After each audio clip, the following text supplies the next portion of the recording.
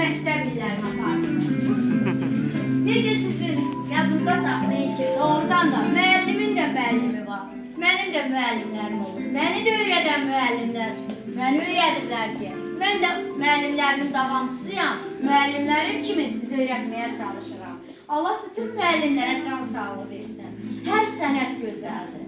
Müəllimlik sənəti də mən seçdiyim üçün bəlkə mənə elə gəlir ki, ən sənətlərin yüksəkdə dayanan müəllimlik sənətidir. Sənətimi çox sevirəm.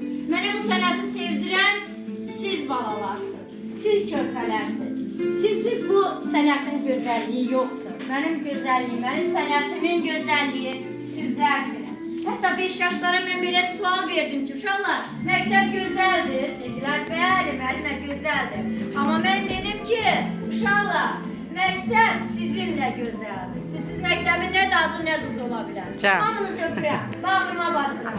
Həyat yollarında sizə uğurlar arzulayın. Alqışlayın. Həmişə valideynlərinizə təşəkkür edirəm ki, sizin kimi övladlar yetişdiriblər. Mən siz balalarla çox sevirəm, çox sevirəm sizi. Həmişə sevəcəm, heç vaxt sizləri unutmayacağım. Hər birinizin qəlbimdən öz yerim var. Öpürəm hamınızı.